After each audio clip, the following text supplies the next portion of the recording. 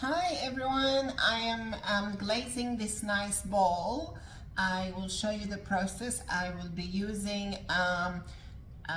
3 different colors from the outside. So it will be black and iron oxide, and also lavender from Amaco. So yeah, stay tuned. Thank you. Bye.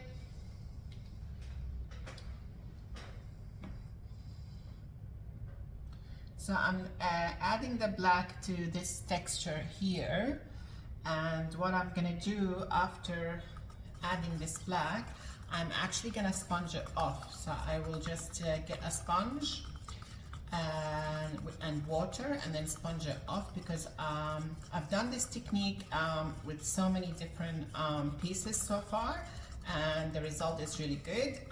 You can see my vase, that beautiful vase on my Instagram, and also like the most recent mug I made as well. It's like this really large mug, but yeah, I really like this technique.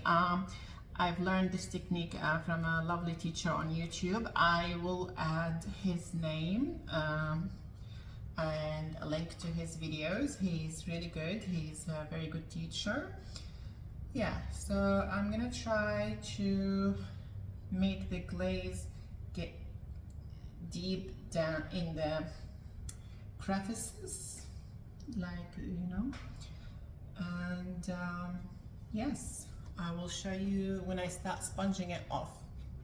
Thank you. Okay, so now is the next stage. I've got like a bucket of water here. I'm going to start sponging off that black glaze that I've applied.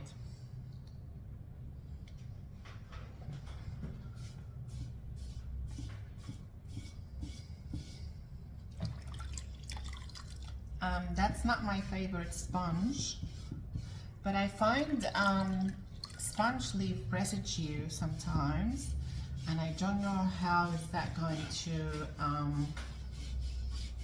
work with the firing. It might interfere. It might burn in the kiln, but I worry that it might stop the glaze from sticking on the piece. So I just like to use something that doesn't leave residue behind. So as we can see, the glaze is coming off, but it's staying in those really grooves. I don't know if the camera can show. Yeah. So yeah, the idea is to get that texture highlighted. I think I did show a video of how to make that nice texture. It was some stamps that I've used.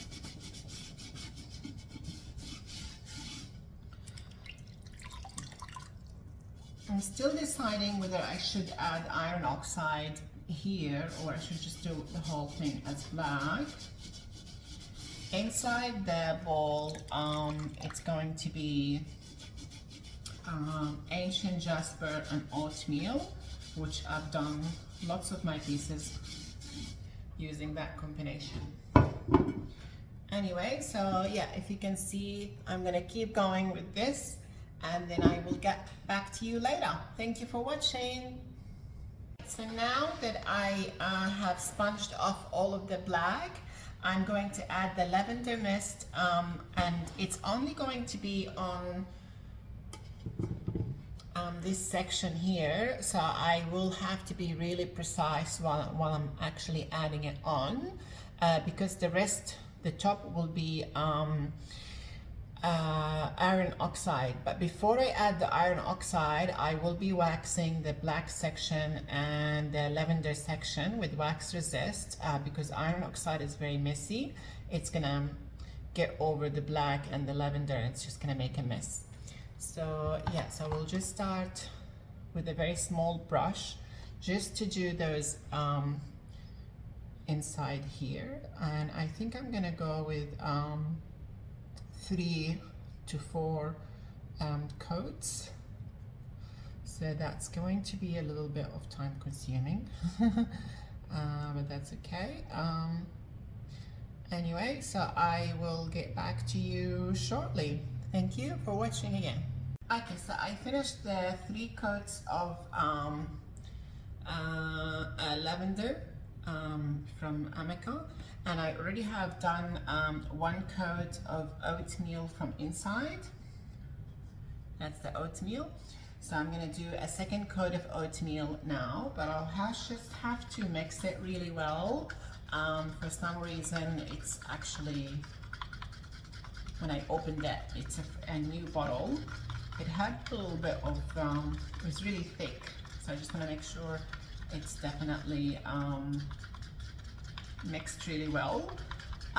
So yeah, so basically I'm gonna do 2 coats of oatmeal, and then after that I'll be doing 2 coats of ancient jasper, and then after that I will be I'll be doing strips of oatmeal and ancient jasper, trying to overlap them, and that will create a really nice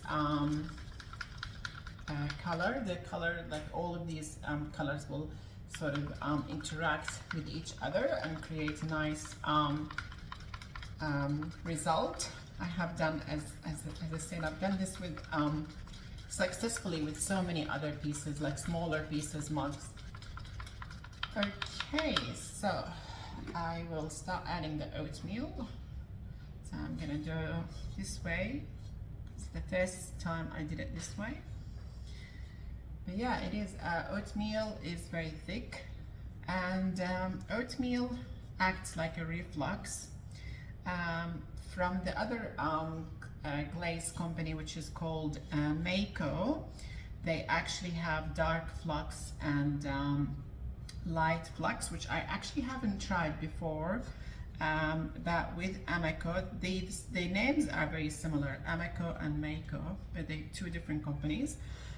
So with Amaco, which is this one here, they have 2 glazes that act like a flux. It's the oatmeal, and the second one is the seaweed. I haven't tried the seaweed yet. Unfortunately, it's not available here in Australia. There is a shortage of this particular glaze, of actually most of Amaco glazes and Mako. There's a really nice glaze from Mako I'm waiting for. It's called light magma, and customers really like that. Nice, it creates like a nice texture.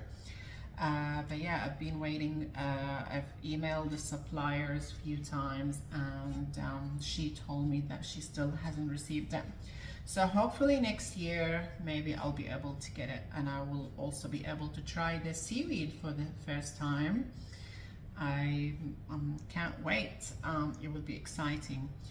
Okay, so now I think I'm gonna add another, like just a 4th coat of the lavender, because apparently with 4 coats you get a better result. And then I'm just going to add the wax resist, and then add the iron oxide. So yeah, stay tuned.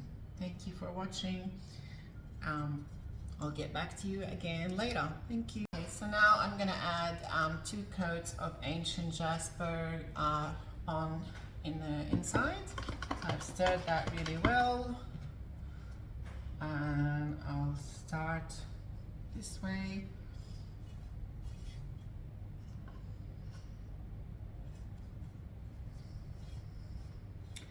It's like the glaze now is going on really easily, because it already had 2 coats. First it was a bit hard to apply it on.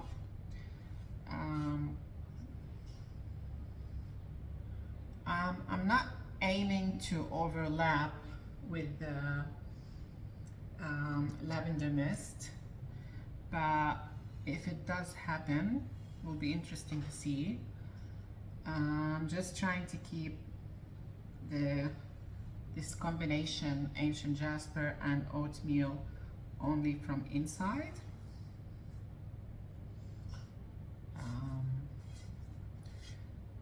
because yeah, I've got a nice combination happening from the outside as well that will still match with the inside. But with this large ball, I think it's hard to see what's happening from the outside unless you have the ball like sort of tipped upside down. Maybe like when whoever buys this piece while they're doing the washing up, they might be able to see the outside area. I'll just put a little bit here. I don't want to leave unglazed area obviously, but I also don't want it to overlap with the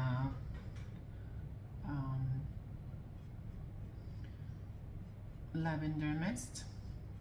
So I'll just wait for this to dry and then I will apply a second coat, and then after that I'll be doing strips of oatmeal and ancient jasper. So I guess the next step now is to add a fourth coat of lavender on this section here. Okay, I'll see you later.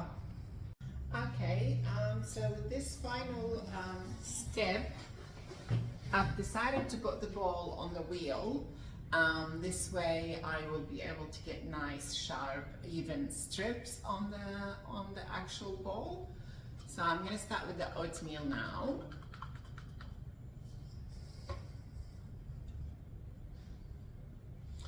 I'll bring this down.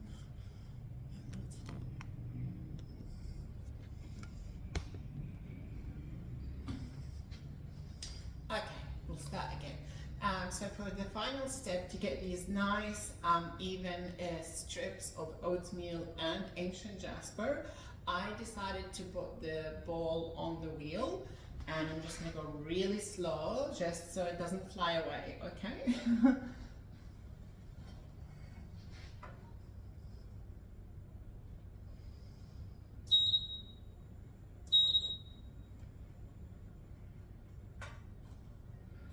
Alright, so I'll just mix the oatmeal really well.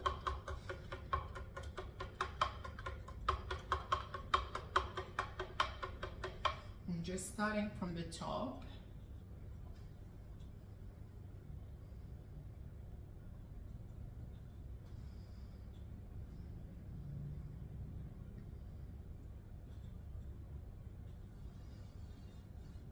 Okay, it needs to be thicker.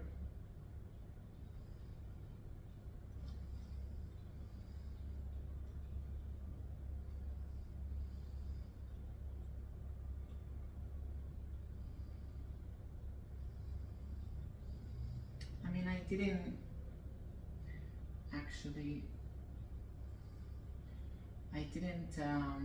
center.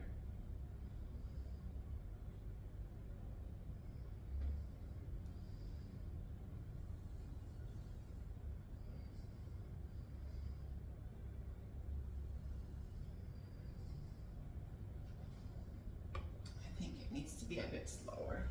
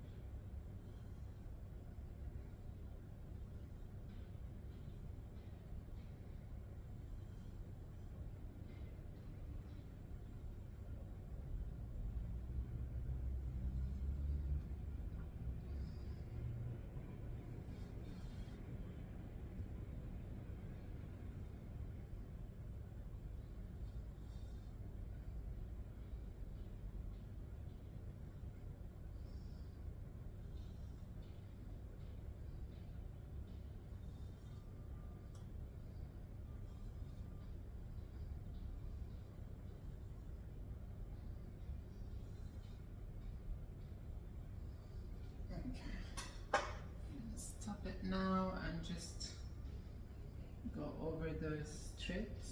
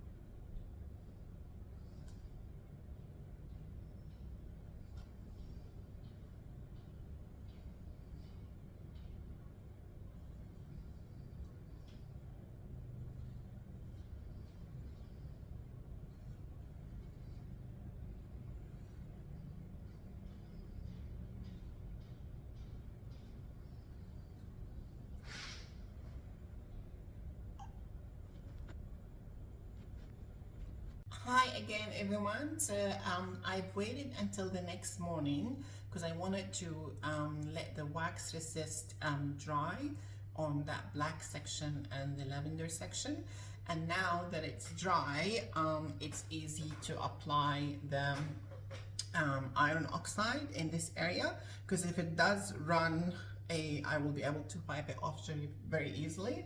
So I've got the iron oxide here mixed with water, and I will just be applying it on these grooves, so you can see how it sinks in so easily, and then after that I will just be wiping it off. I already have finished glazing the bowl from inside. So now I did the 2 coats of oatmeal, then 2 coats of ancient jasper, and then strips of oatmeal and strips of ancient jasper, and they sort of overlaps. Yeah, so I reckon this piece is gonna look good after it's finished. So I'll continue doing this, and then I will show you how I start wiping it off as well. We'll see you soon. Okay, so I'm just gonna put some gloves on because I just don't want to get iron oxide on my hands. Apparently iron oxide is safe, there's no problem. It's usually the culprit oxide that you definitely need to wear gloves. And again, if you're only doing this as a hobby, you don't need to worry too much, but if you start doing it a lot, then maybe you need to be careful. Okay, so yeah, I'm wiping off the iron oxide, and as you can see, it's spreading around. But it's fine because in that wax resist area I will be able to wipe it off very easily. But now what I'm doing is I'm trying to spread out the iron oxide, and basically I want it to be deeper inside the grooves and light from the outside, and I didn't want it to affect the black glaze and also the lavender glaze. Again, I learned that technique from this lovely teacher on YouTube. I will add the link to this video of his name and his video. Yeah, so anyway, I will continue doing this, and then I will get that back to you when I finish. Thank you. Okay, so I'm almost done now. I wiped it all off. I'll show you how it looks like from inside. From here, I just put like a black underglaze in this area here, and I've got some decoration inside. I just put like clear glaze. Okay, so And that's how it looks like from inside, with all these coats of different ancient jasper and oatmeal. I might add a little bit on the rim just in case it did get wiped off with the water that I was just using. All right, and then I will I won't post this video. I will wait until it's being glazed and I will add that to this video so you can see before and after. Thank you so much for watching. Bye.